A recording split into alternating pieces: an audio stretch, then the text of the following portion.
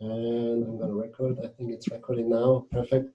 So hello and welcome everybody to today's MediaClub, the monthly book club organized and facilitated by the Media Education Lab, DigiURI.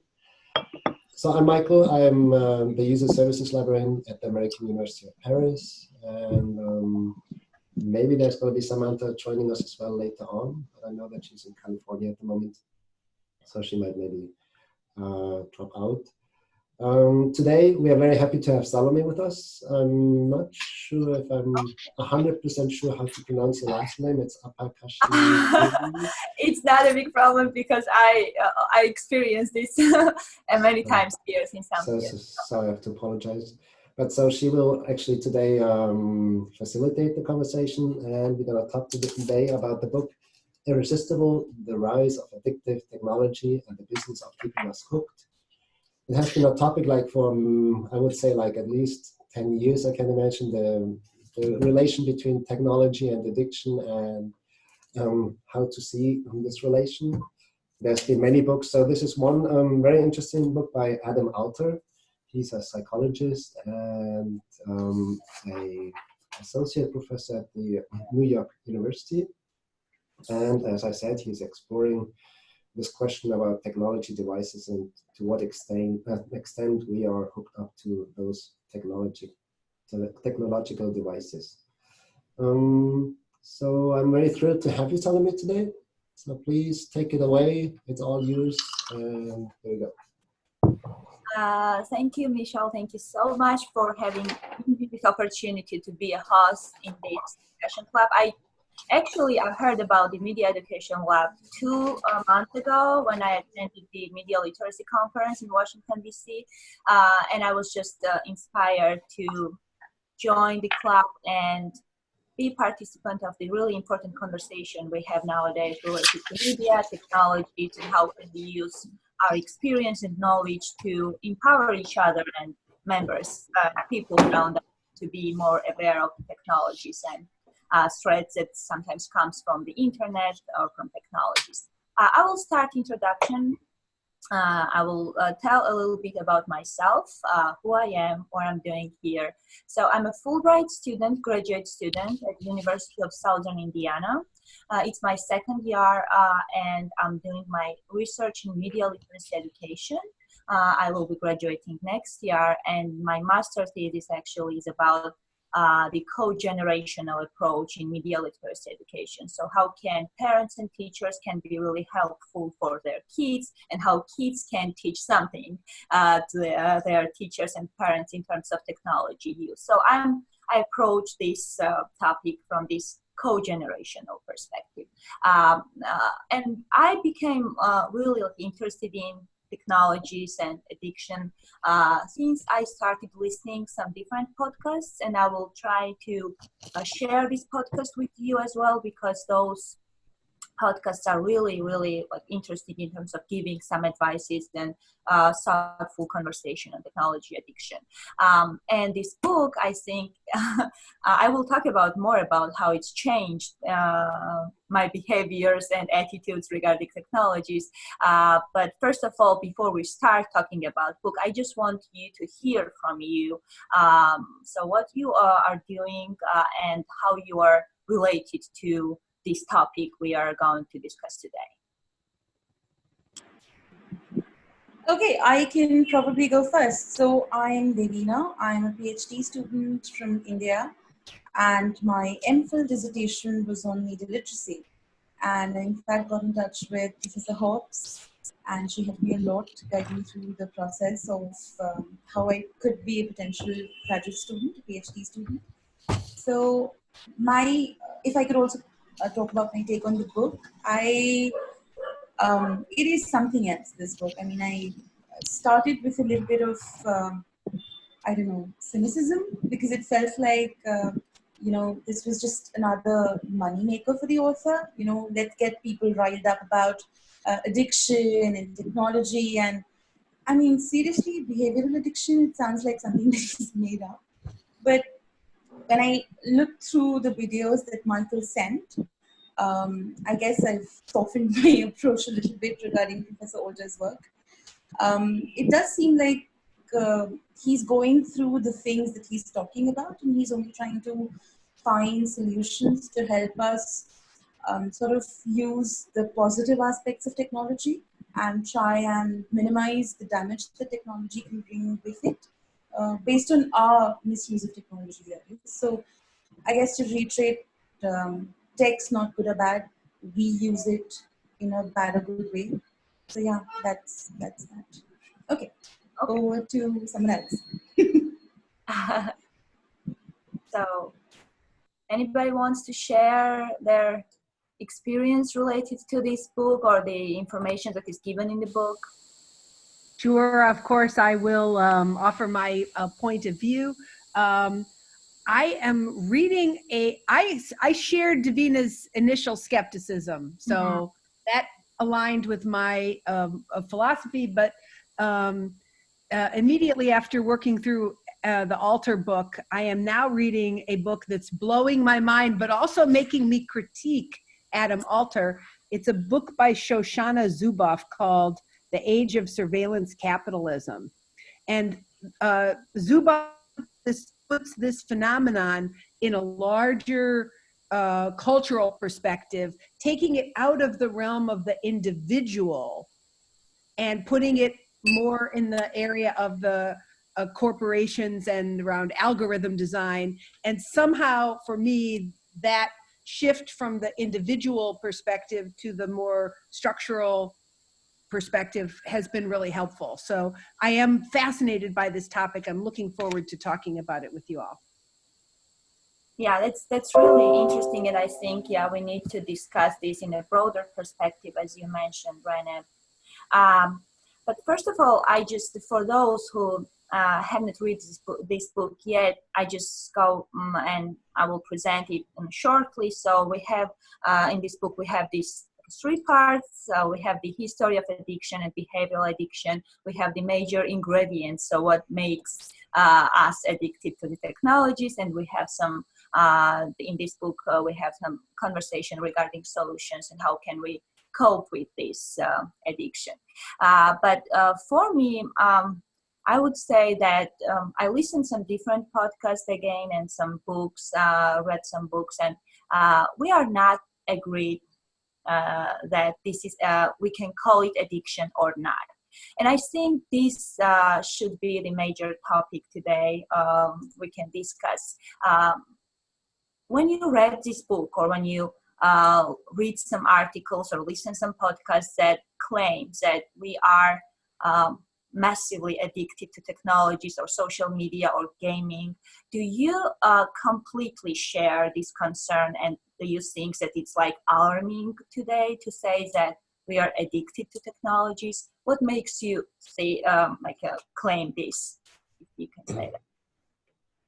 Maybe I wanted to say something right here, because in a way I try to compare like the use of our phones that we do today, like watching television like 30 years ago. And I remember like my parents, they always complained that I was watching too much television. And today actually it's kind of okay. So I think I'm okay. I made it somehow. So in a way I was wondering, like thinking about this new technology, you see that we have right now, everybody's spending time on their phone, and we thought it also like in the book by Shirley Turkle, Reclaiming Conversation. So there's like kind of a concern, but it's also a concern about a new technology, and I'm wondering if this is like, sometimes it's called like a panic because something new is coming on board. Yes. And so that was like, so I was trying like to compare like to other movements before and how we have dealt with that, if there's some parallels. And yeah, so that was like a little bit my first reaction to the, and then I always asked myself, is it really like an addiction? Can you call it an addiction? Because I'm not sure to what extent it's harmful. And I like the idea actually like to bring it from an individual level, like maybe like more to a social level or like a society level. Or like a collective, or like kind of a system level. I think that's maybe interesting to discuss as well. So these are some first thoughts from my side. Yeah, so there are several concepts and terms we can use instead of addiction. For example, overuse, like passionate engagement, just distraction. A lot of like scholars and media educators, they always try to use these different concepts rather than addiction. Which one is more accurate for you to describe this relationship, our relationship nowadays with technologies? If you have, I quite like the word engagement. mm-hmm. I don't know, for me it seems like this is the world that we are born in, especially younger people who I'm interested in. And you know what Michael was talking about, television. Television was what the environment was when he was a young kid. And of course his parents thought that, I mean, parents complain about everything. My mom complains about everything. So I don't know. I feel like this is the world that young people live in. Is it right to qualify it as addiction simply because we did not live like that, or parents did not live like that? You know, the video that Michael shared where there's a conversation happening between Adam Alter and Malcolm Gladwell. Yeah. Mm-hmm. I think it was very interesting to see how they try to analogize it with smoking. Yes. And I mean, maybe it's a cultural thing, but I don't think that would work in India, for example. Yes. Yeah. Anybody wants to share something? Yeah, I appreciate that point, because something that I noticed about the book was the fact that he wasn't just focusing on technology. He was focusing on a whole range of human behaviors. And I actually found that to be helpful in highlighting some general human tendencies rather than spotlighting technology only. Yes, that's right. I think, yeah, it gives you the whole history starting from gaming addiction to nowadays to social media, Instagram, and for example, the addiction. So I share these points that it gives you the like whole spectrum of addiction based on different like studies and case studies, which makes, I guess, that makes this book more engaging to read, because you have the actual data, actual results from the scholarly experimentation or studies that gives you this idea, so how it started. And, you know, I was thinking when I was reading this book, I had this idea that it's not really alarming nowadays to say that we became addicted to technologies, or young generation became addicted to technologies, because we've always been addicted. And this idea to be obsessed with something, to be engaged in something that makes us not to stay like in a bored, not to bored. I think it's always been here. It's always in our nature to be obsessed by something. But what Adam Alter says in his book is that nowadays these technologists and program designers and the application designers, they just understand how to make us constantly obsessed in this constant situation or state that we always want to be engaged in like doing these things in the internet. So yeah, I think we've always been addicted. Just nowadays, these program designers, they just made it easier for us to stay tuned in this technology and social media. Yeah. So near, I don't know if everybody can hear me. Yes, we hear. Okay. My name is Lauren McClanahan, and I'm not sure why it says McClan L up in the corner, but that's what I use on Twitter and Instagram and all that kind of stuff. But so I'm up in Bellingham, Washington. I teach at Western Washington University. We're just about a half an hour south of Vancouver, BC. And it's early, it's dark, and it's raining outside. Like it is typically. But we have outside of Seattle, we have a like an actual rehabilitation center for teens who are quote unquote addicted. And I'm blanking on the name of it right now, but it's where parents will send their kids if they're spending too much time on video games. And so, I mean, you know, I heard Renee talk about the surveillance capitalism, you know, so there's some people who are profiting off of technology addiction. I don't know what it costs to send a child to one of these technology rehabilitation centers, and I don't know how many there are around the nation, but I know there's quite a large one just outside of Seattle. So I mean, not that the book talks about that, but I'm just, when I hear what you're saying, that made me think of, just like a drug rehab center, or, it's kind of being put in the same category as that. And I don't know if that's fair. I think it's what you're saying there is very interesting. You see, and it reminded me to, when I read the book, to really distinguish between these different actions, like let's say gaming or using WhatsApp or like other technologies. Because there was that one example of that one student who didn't go to his class anymore, who just locked everything. He lost his whatever, he didn't have money. And so there was like really like an impact on his individual life. And I think that was, for me, then really saying, comparing it then to alcoholics, for example, that was really like where I would say there's an addiction right there. If I'm gonna see like then my niece using like WhatsApp every day for 5 hours, I'm not sure if there's like a bad impact on them or not, you see. So, but I think your comment really made me think again like that it's really important to distinguish these kind of actions and then to look at them really specifically to what extent they're like bad or not bad.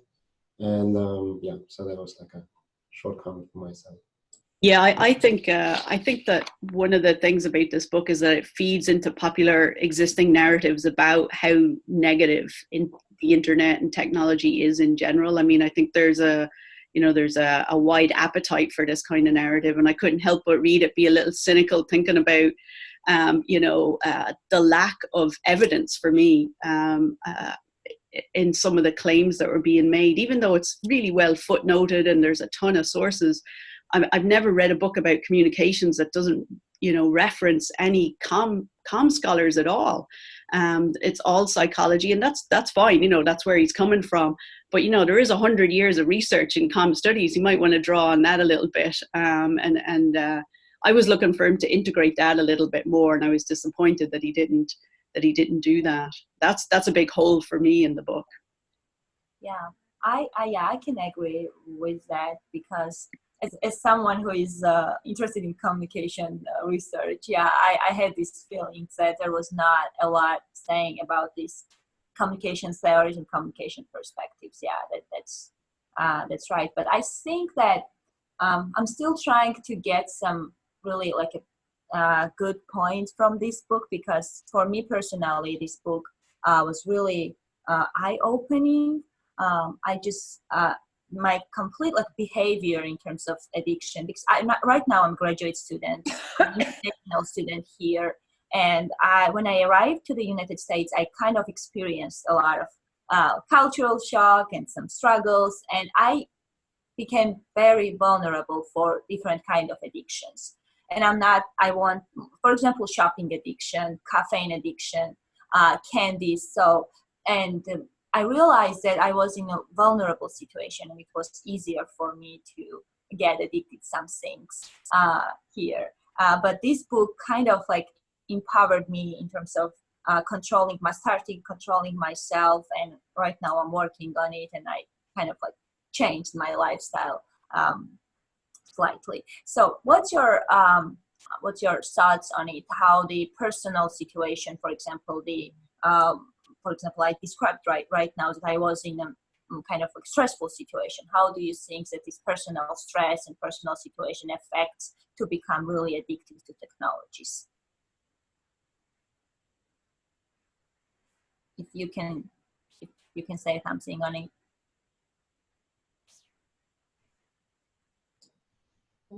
Well, having read the book, but not being an expert on anything in psychology, but it sounded to me that there's of course like a psychological aspect to an addiction, and yes. And then hearing like your situation, like being in a vulnerable situation, it makes sense that like you're exposed to kind of a risk to dive into that. Like let's say, for example, if you experience loneliness and then suddenly you dive into a gaming like World of Warcraft or Candy Crush, probably like more like a social gaming thing, then you might find something in that kind of gaming situation that actually corresponds like to your kind of need that you have like on a psychological level. So that would be my reading. And I thought that was actually very interesting, like when he was comparing like the social aspect of the environment and the psychological need, how they work together. And I like that a lot. So, so that's my first thoughts about that. But maybe somebody wants to bounce off on that. There's one other thing. Oh, sorry. There's one other thing he talked about, and that was the dopamine. And that might be something to think about in terms of addiction, that being engaged with all kinds of different things start that process of dopamine being released. Something to think about. I also like the bit about the stopping cues. I think that makes a lot of sense. And I agree with what Natasha said. I mean, he's talking about a lot of media and a lot of content, but there's no com scholar there. It does sort of sound like an epiphany when you see book chapters in newspapers being discussed as having stopping cues built within them, whereas social media with its endless feed on Instagram or Facebook not having that. But I guess, I don't know, I mean, I personally, despite being a millennial, feel bored of not being engaged enough by just endlessly scrolling. I'd rather have something which is more engaging or which uses more of me, not less of me. But maybe that's just me. I don't know. Yeah, I think one thing that he didn't really touch on, which I find, so I teach media and information literacy to undergraduate students, and I think one of the things he didn't touch on at all was just, and this is true for myself as well as I think younger students, is the routinized automatic sort of behaviors that we get into, that just become habits. As social creatures, we're emulating other people around us, and we've all seen this in class. One student gets out their phone before class starts and it sets off a tidal wave around the class. Everybody gets out their phone. But I just think that sort of default, that automatic, that habitual nature of going to your pocket for that. He didn't talk about that much. And I think that ties into the idea of just how we're not taught to deal with new technologies, right? Like it's not taught at school, or just an awareness of what we're doing when we're actually touching our phone. Or I have my students use all those apps like Moment and Checky, that sort of record how many times you touched your phone in a day or how many hours you're on your phone and all that jazz. Because I think that sort of awareness is really important first before you can delve a little deeper. And he just sort of bypassed that, which I think is a bit of a gap there in his book. Yes. Here. I absolutely underline everything you just said. I feel like the awareness stage where you start to actually become aware. How many times did you pick it up in the last hour? What did you use? Because without paying attention to the awareness phase, it's too easy to get into that blame game. And I think that's what the knee-jerk blame game is pretty unproductive from an educational point of view. So that's probably why we media literacy educators want to place more attention on actually find ways to reflect on your behavior and notice your behavior and make the familiar behavior seem strange. Yes. Yeah, questioning this behavior. That's important. Actually, I also wanted to, Natasha, you started brought this topic in our conversation. I think it's important because when right now I'm organizing Media Literacy Week on my campus, and I just decided to have this social experiment on campus, which is related to smartphone-free library. So we will we'll spend the whole day in a library without using mobile phone. So this is just the idea. So I haven't started working on it yet, but I thought it was really related to the book as well, and I was inspired by the book when I decided to have this social experiment on campus and part of this Media Literacy Week. But I also received a question from my classmates that they asked me, so how do you think that this social experiment is related to media literacy? And I think it was really like a legitimate question. And I told them that, okay, I need to think more about on this question. And I thought that maybe I ask this question also during this this discussion. So, how do you think what's the connection? This technology addiction and media literacy, and how can media educators, communication scholars, can we address technology addiction in our research, in our research projects related to media literacy education? What are the links between these two broad like topics? I think, Natasha, you started talking about it, and Rene, you also can comment on this question. I mean, I'll jump in. I mean, all media is, or all of our technology and media, it's all one and the same anymore, right? I mean, to be media literate is to understand the technology, is to understand the architecture of the internet, is to understand all of those sort of fundamental questions of media literacy. So, I mean, I think they're one and the same at this point. Mm-hmm. So how, you said you teach media literacy and information literacy, right? And you have students. So how do you address this problem or issue in your classroom?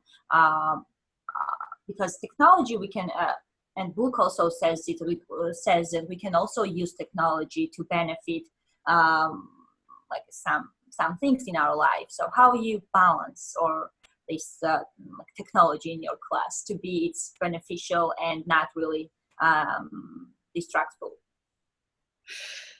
That's a massive question. I mean, I think I start with, like we already mentioned, or was mentioned already, awareness first, right? Just getting students to understand why, how often, what they're doing. I do that all, like I think a lot of people do, the 24 hours without electronic media. They keep a diary, they write a reflection paper about that experience. That's always pretty interesting. And then from there we build. I mean, we talk about the negatives, but also the pro-social uses, I think, which often get left out of this conversation because people are so obsessed with the ways in which technology is apparently changing everything in our society. And I think a lot of the community, like I teach in a rural area, so I see a lot of the ways in which my students, especially as when they were high schoolers, found communities online that they would have never found in their towns or their small high schools, and the ways in which that really helps shape them and give them a community, you know, beyond their town. So I think it has to be a balance, you know. I like that. I think that's a very good aspect to underline, I believe, like the positive and negative aspects. You see, in my classroom, I'm not teaching actually like technology use as such, like, or how to relate to technology. But whenever it comes then down to, let's say, use Google Scholar, I'm not gonna say to the students, this is evil. It doesn't make sense. It's then more about like how to use that kind of technology. And the same like for Wikipedia, you see, you always can put like the devil on the top of these kind of web pages or technologies and say boo, boo, boo, and say, but I think it's what you really want to push students to think about it. Does it make sense right here in that kind of context? And then bring it. But at the same time, I'm not, for the moment, I'm not having anything like a lesson plan for that, you see.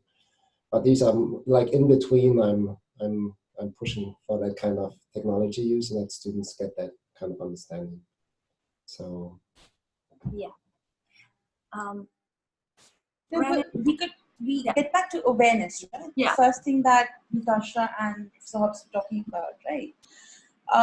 So he speaks about moment in the book, and he speaks about, in the interviews, and he talks about how there are some people who just don't care that they're spending so much time on their phones, and some people who actually sort of stop and take a look at what's happening and how much time they're spending on their phones. And once they became aware of how much time they're actually thinking that they were spending versus how much time they actually spend, which is like a fraction of what they reported.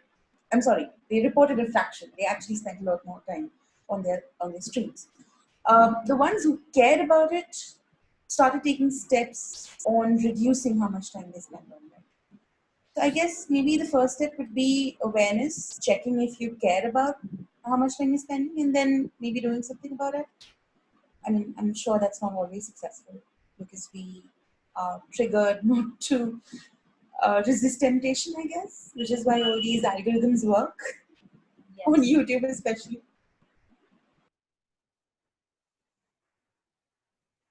Yeah, I think if the tool can help me to keep track of my own media use behavior, then sometimes it's useful for me to see where I fit in with my peer group. Yes. Is my behavior, actually, I think it's extreme, but I think compared to others, maybe it wouldn't seem so bad at all, right? Yeah. So I think there could be a really interesting kind of social experiment where you had people like chart on with sticky tabs or somehow on a wall in the library. Yes. So that we can, like, the first step, we can kind of like own that we are a community of smartphone using people, and we use it for 22 minutes on Twitter. Right? So we use it for different purposes, and that we can reflect on those purposes. And I do think it's a good point. Not everyone will have a behavior change in response to increased awareness. May not be all it takes. I think, Natasha, you said you build on that, and you do activities that involve analyzing the media, the content of the media, and the form of the media. I think the Alan Alter thing that's interesting is to think about how the design of the tools promote addiction or engagement, Davina, whichever term you want to use, right? And I think then the next step after awareness is like, let's look at how this thing is designed to make me want to touch it. And to me, that's the serious thing. Yeah. I mean, which is why I suppose he talks about the Hippocratic Oath for techies. And I think that's a very interesting idea. I mean, they are essentially they're priming themselves for the experience of having the next biggest, most attention-seeking app or, I don't know, game or whatever it is. So it's maybe they need to take aren't we putting too much pressure on the individual that he or she needs to be aware that they need to take cognizance of how much time they're spending online? Maybe the products should be built in such a way that they are engaging, but not so much that they are addictive. Yes. Yeah. So I was also thinking about the who is the so in this book usually there is the question, and I was trying to answer this question. Is it me who easily get addicted to things, or is it that just technology who knows me really well and they are helping me to get addicted to things? So this idea of who is culprit in this situation, so who can we blame, technology companies or just ourselves who cannot easily control our behaviors, is also important to discuss today in this discussion. First of all, just if you can say something, is it a legitimate question to ask who is culprit in this situation? I'm not sure if I'm pronounce this term correct, but I just want to stress that who can we blame in this problem, in this situation? Technology companies or humans, or is this a legitimate question at all? And how can the answering to this question help us to start acting and to change our behaviors in a good sense, in a good perspective? What do you think? Who is to be blamed? Who Yes. is the culprit? What are your thoughts on this question? The business. That's sounds like very anti-capitalistic, but of course you're gonna have to blame the companies who might maybe set up the whole thing.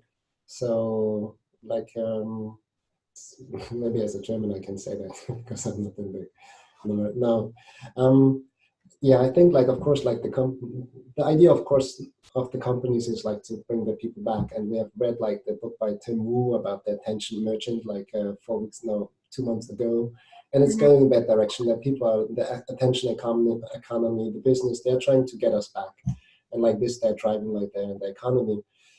Then maybe not saying that they want us to be addicted to that point, but of course they want us to come back and click on that. So I think, of course, and we heard like these examples of Netflix actually erasing like the stopping lines, or that they just like keep on going and doing the binge watching stuff.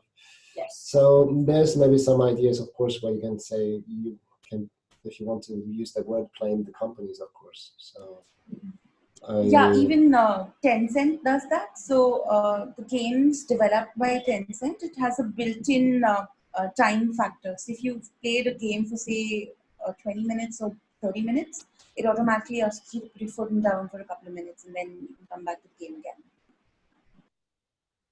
Mm-hmm.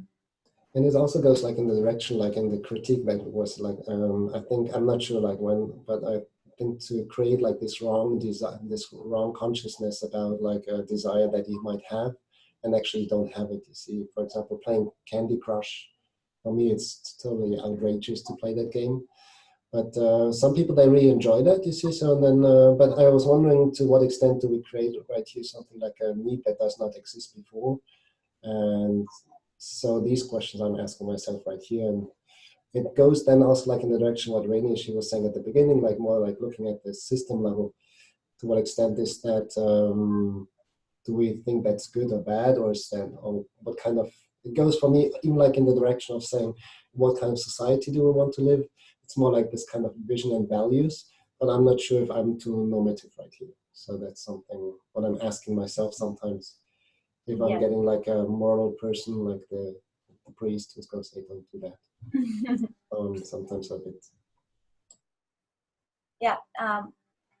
Renee, may I ask you to, because you asked this this question in more broader perspective. So if you can like say more and just start discussion, continue discussion regarding these topics, and how the what's the institutional line in this whole discussion, if you can continue and start talking about it. So thank you so much for that opportunity. I'm just going to make a parallel between some really interesting aspects of how thinking about media literacy disrupts binaries, right? Mm-hmm. So we started this conversation by talking about this tension between, you know, the need to protect ourselves from the addictive technology, and then the possibility that these technologies can be really valuable or empowering, right?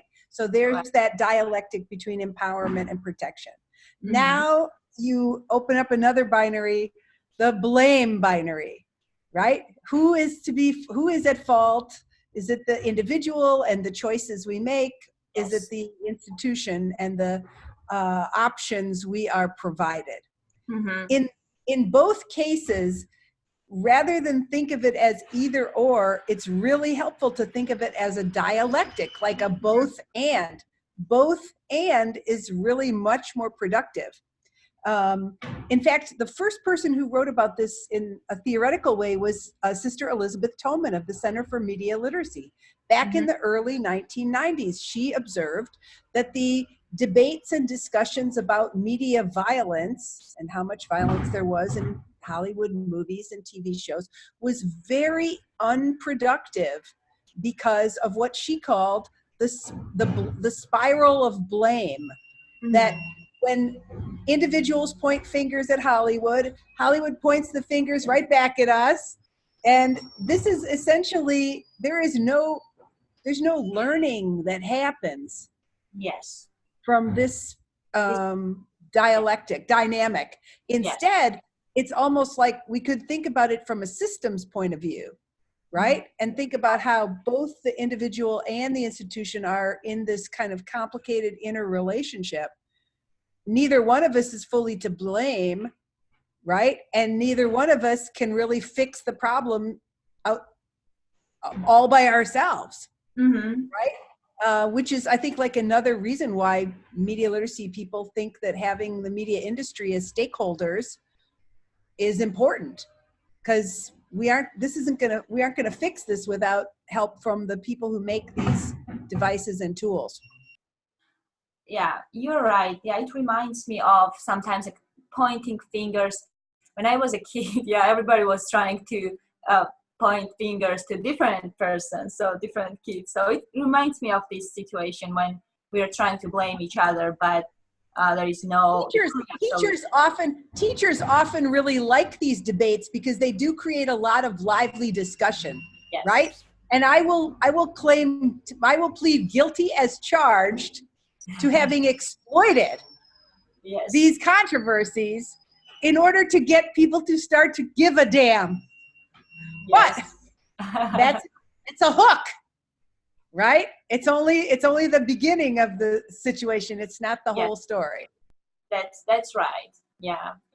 I think the other point of that too, though, is that the media producers, the corporations, have to be honest, and a lot of times they're not honest about what their motivations are. So I think that's the other problematic aspect of it. How many of them are going to come out and say, like, we designed these things specifically to hook you for as long as possible, and so I think there's while I agree, Renee, like, I really think that it can't be just a one-sided discussion, and individuals are under this tsunami of information and media, and we all feel that effect of the sort of information overload and all that. We do need a conversation with the media producers, but oftentimes those corporations are not being honest about their true motivations either, which I think complicates it further. That's right. Yeah.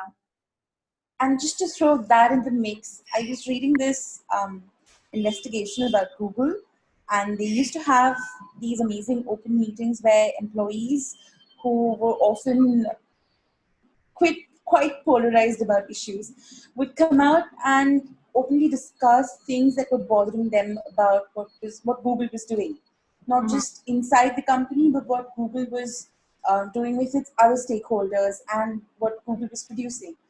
And apparently it's on the decline, those open talks. So it's not just about having an open discussion between producers and users of tech, but also within the ecosystem of the producers, companies, organizations. How much importance are they giving to people who might feel differently than the organizations who are looking at maximizing profit? Right.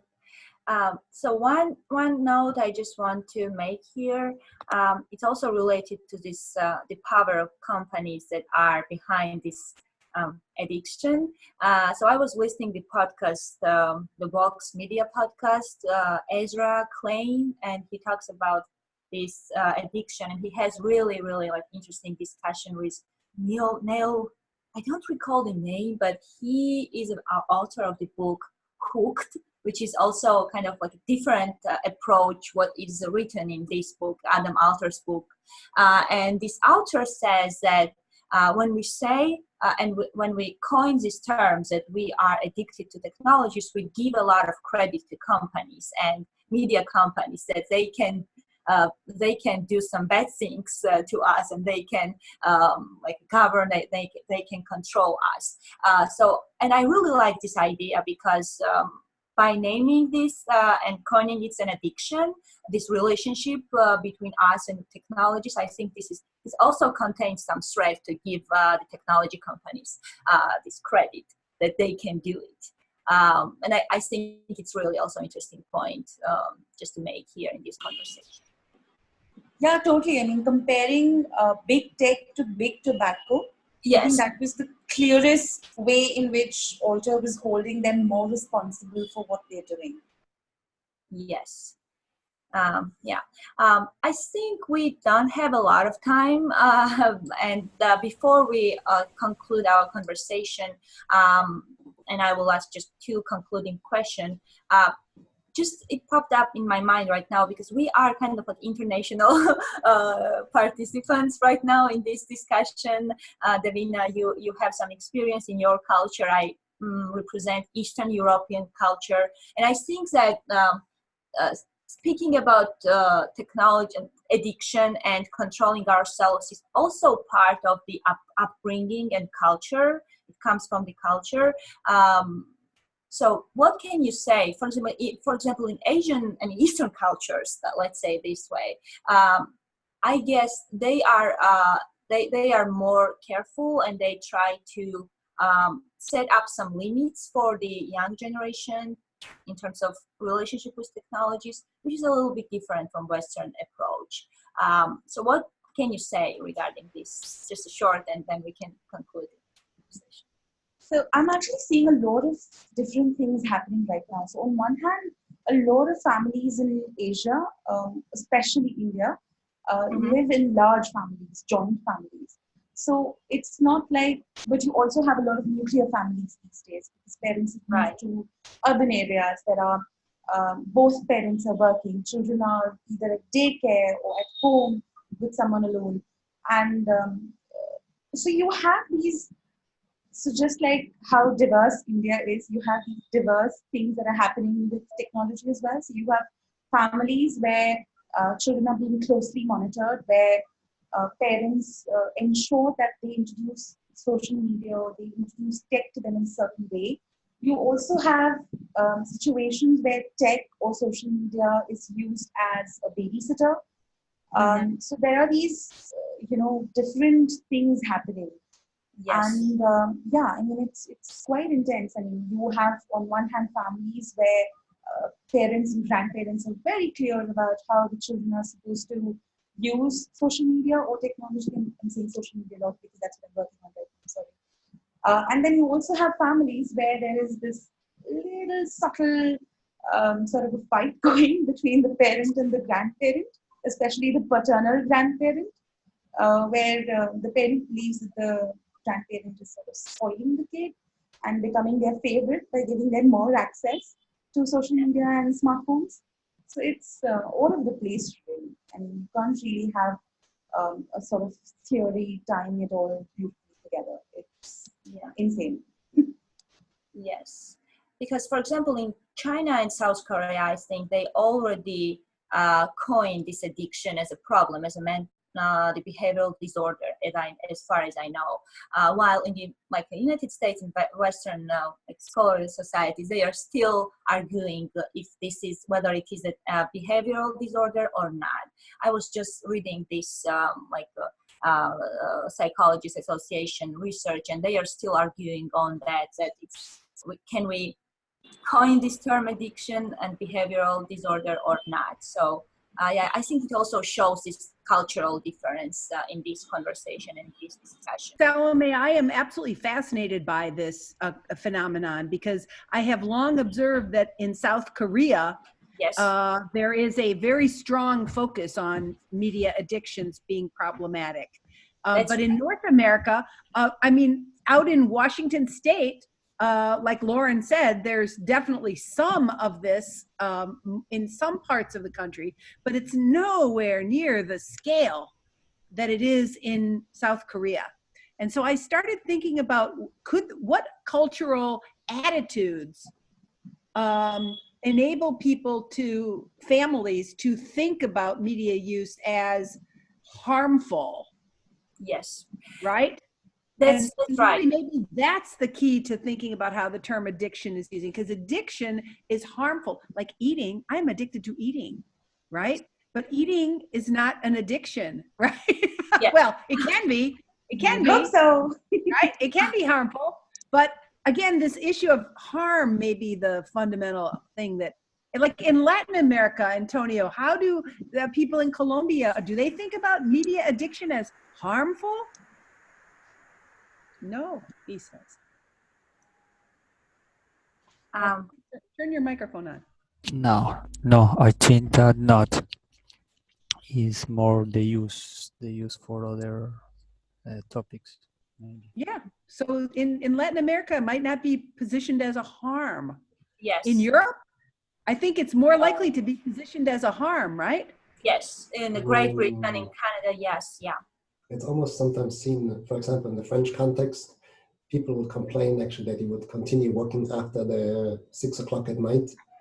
And so there would be like a digital charge saying you better put your phone down because it's against the law to work after 6 o'clock, otherwise it would be seen as exploitation.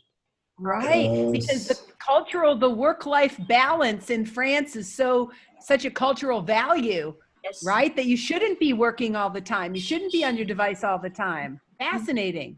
Yes. But I think the other angle there is that I think there's that longer history of reacting against mostly American media too, isn't there? You know, you have 70 years of reacting to American films in France or American films in wherever in Europe. And so I think that's built into the system now, you know, the idea of cultural imperialism, you know, American products coming into the, you know, affecting, somehow shaping the European culture, whatever that is. So I think that feeds into that existing narrative as well.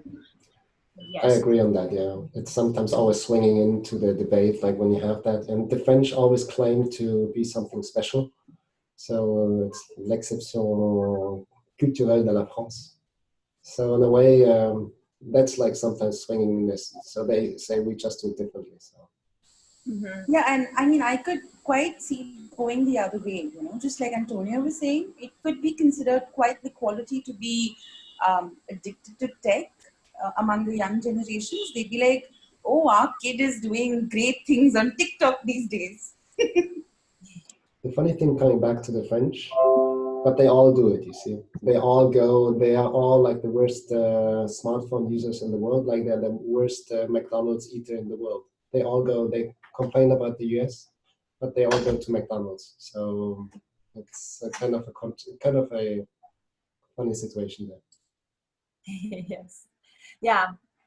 I think, yeah, culture is important thing to discuss because, for example, in South Korea, I read one book about the South Korea culture, and they have really like a strict discipline there. So, and I think it's also part of the media literacy education. It become part of the media literacy education. It's the strict disciplines that is part of society and culture. And this role of culture and media literacy education, I think this is the one important topics that needs to be discussed in research or a scholarly discussion on this type of discussion. I think we are run out of time. Is it right? Can we conclude the conversation? I'm also reminded that Korea exports some of the most addictive K-pop and K-drama there is. So I'm not sure. I think they want to stop their children from getting addicted, but they don't mind addicting the entire world with their K-pop and K-drama. Yeah. So just a final thoughts. We are here in this conversation as just the humans and individuals who use technologies, and we have our own records and scores of technology use and overuse or addiction. I don't know what we call it, but at the same time, we represent a kind of like scholarly society. We try to ask critical questions and suggest some solutions in this discussion. Just to conclude the conversation, we can combine these two roles in this discussion we have and just conclude, just have final thoughts in this discussion. What can we do as an individuals to be more present ourselves and to be more present to our everyday life, and at the same time, what can we do as a researchers and media educators to elevate this discussion and contribute this discussion in future? I think it's a broad and really like a big question, but you have a choice. You can just take your own choice and your own perspective.